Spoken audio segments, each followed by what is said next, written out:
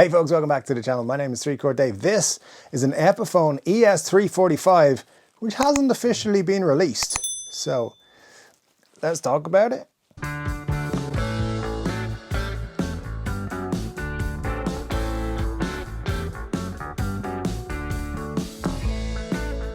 Hey folks, yes, this is an Epiphone ES-345. I'm very excited about it. I think it's cool, but we'll talk about all the things about it now in a second. Please do hit that like and subscribe button if you haven't done so already. If you're new here, stick around, it gets kind of fun.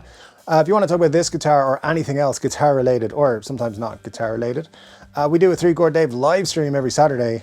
It takes place at 10 p.m. Irish time. If you want to be a part of it and talk to some cool people and some questionable people, hit the notification bell. I mean, you can come without hitting the notification bell, but it just makes it easier because it's 10 p.m. Irish time and you might not live on Irish time for some reason. So if you don't, hit the notification. Easiest way, don't miss it. Come and join us, talk about guitars and things. I promise you, some of us will have fun. Anyways, let's talk about this guitar, why it's significant, and why it's weird that there's no information about it anywhere on the interwebs. So let's go way, way back, all right? The ES-345 is significant to me in my life because of Back to the Future Part 2.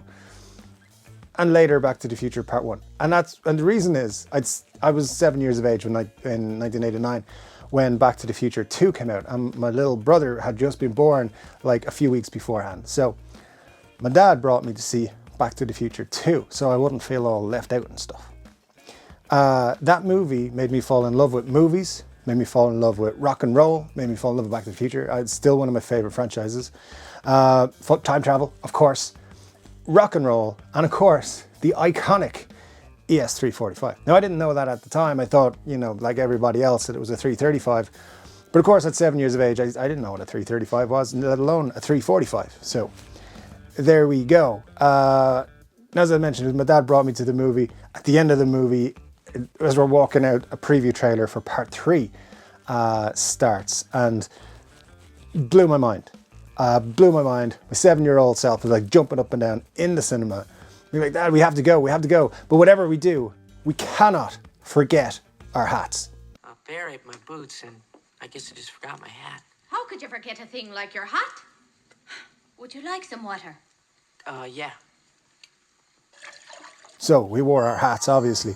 But a guitar wish list episode was required for a Gibson ES-345, and just a series I did a few years ago about like my most desired guitars.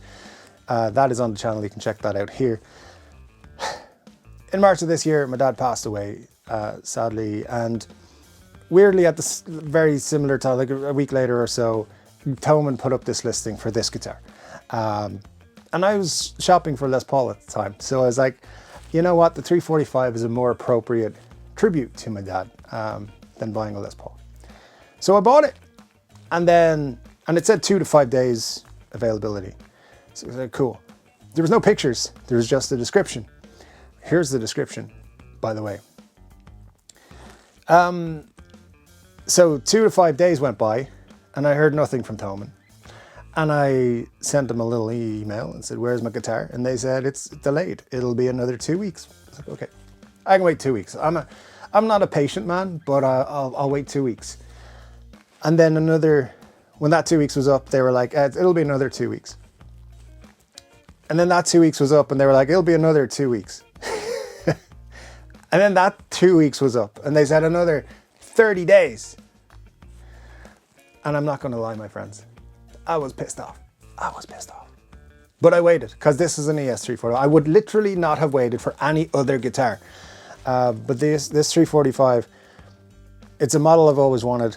It's a tribute to my dad, and it connects me because of the movie and everything, the whole experience. It's a sentimental thing for me. I would not have waited for any other guitar, but then it shows up. It's like randomly on a Saturday morning, by the way. They sent me a shipping notification. I was like, what the hell? And I had to make sure the payment went through and everything, and then it was here. It took a week shipping from Germany. And I know some of you guys live in the US and you get delivery from Thomann within 3 days. So that pisses me off because I'm in Ireland and it takes longer to get here. Anyway, that's another video right there. Anyways, delay after delay, I opened the box. A very nice gig bag. Nothing more than a gig bag, but a very nice gig bag. open it up, and this is it. It's beautiful. It's beautiful. It is exactly what you want it to be, except for one thing. There's no Bigsby. There isn't a Bigsby. So, to get the false advertising, my friends. But, fine, I didn't really care. So I did get on to Thomann about that. Long and the short of it is they did agree to give me back €50 because there's no Bigsby. I didn't really care, so I'm fine with that. It does have a veritone switch, which I'd never had on a guitar, and I didn't really know a whole lot about, other than they're on all the Lucille's and the Ubicata semi-hollows that came out recently, in Europe at least. Andertons did a great video going through the veritone switch on those guitars recently, so check that out if you want to know more about veritone switches. But just because I know you're all super curious, here's a little sound test I did with the veritone, and you can criticize me later.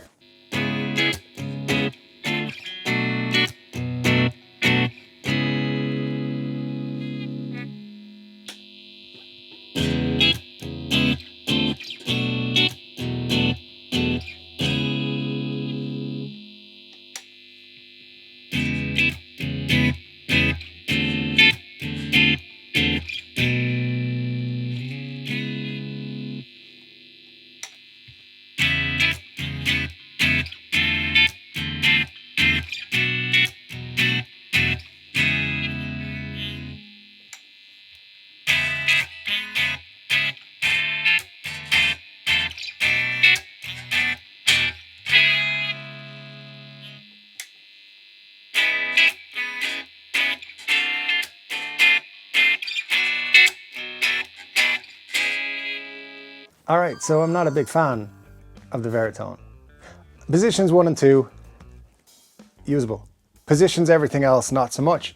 And as Andertons point out, there are uses. You could probably play around with your tone knobs and your volume and stuff like that, and your positions, and get better sound, more usable sounds. But you know what? It's not really my cup of tea. So it'll be more than likely in position 1 all the time. Now, here's the thing though. When I did reach out to Thomann, I was like, hey, where's my Bigsby? They were like, oh yeah, someone made a mistake. There's no Bigsby on that guitar. I was like, yeah, no shit.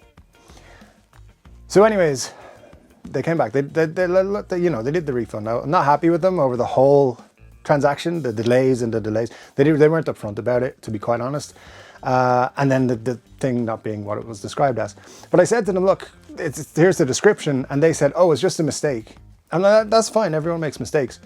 But they have an ebony version of the Epiphone ES-345 listed today.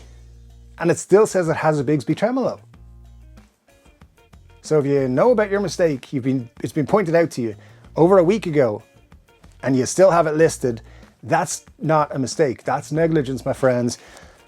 I'm not happy with Thomann for a lot of things that's happened since I bought this guitar. So I just keep a close eye on your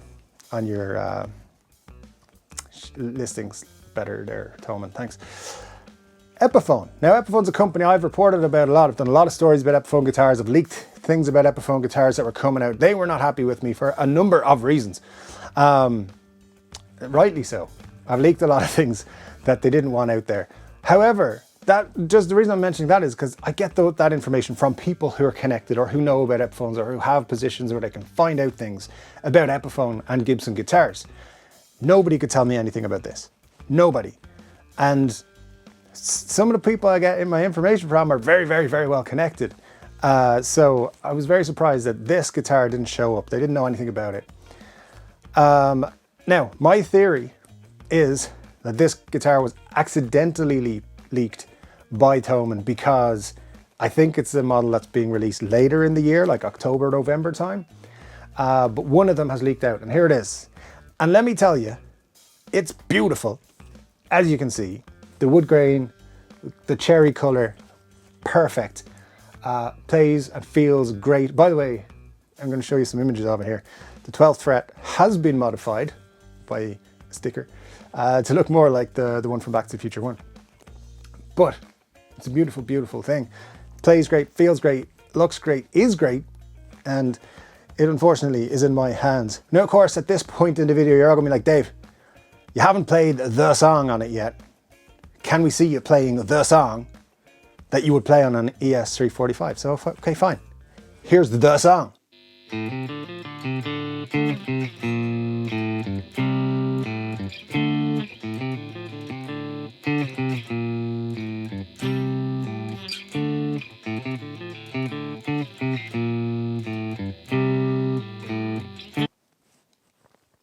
It's the song, right? Look, I'm not the dude who's going to give you a play test of everything. I just don't want to be ripped apart on the internet. I probably already will be. But if you stay to the very end of the video, you might hear something that you like. You might. So what's the deal with this? Is it a limited run? Thomann have already said that it wasn't an exclusive run. So is there more of these? Have you seen them anywhere out in the wild? Have you heard about them? Have you gotten one as well? Let me know. What I can tell you is it was made in China in January of 2024. That's this year. This one was. I don't know if there's more. I don't know if the ebony one is actually existing or what's the deal with it. But it does say on Thomann 3 to 4 weeks for that one. I'll take that with a pinch of salt. And for in the future, when I'm ordering anything from Thomann, I'll only order it if I can't get it anywhere else.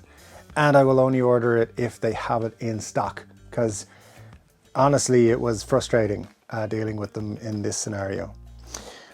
But one thing I will say is, now that the guitar is here, I am super happy with it. It is beautiful. It is everything I want my 345 to be. Do I miss the Bigsby? Absolutely not. Not one piece of me misses the Bigsby, because I'm a little bit afraid of Bigsbys, to be quite honest with you. So this will be fine. And that's why in the guitar wishlist episode, I didn't have the Bigsby one, I went with the Maestro one. So anyways, this is it. I'm excited. It's kind of a bucket list dream guitar for me. It's why I waited for it. Epiphone, Cesar, my buddy, if you're out there, come and tell us what the deal is. Why is there not more of these? Why didn't you announce that you were running a few of these out for people? I feel very fortunate to have it. It's an important guitar for me, and I'm excited for what's going to happen with it. And I'm going to play it an awful lot. Maybe I'll learn some things. Maybe I'll get better. Who knows? Anyway, my name's 3 Chord Dave. I'll be back with another guitar related video very soon. But until then, my friends, enjoy.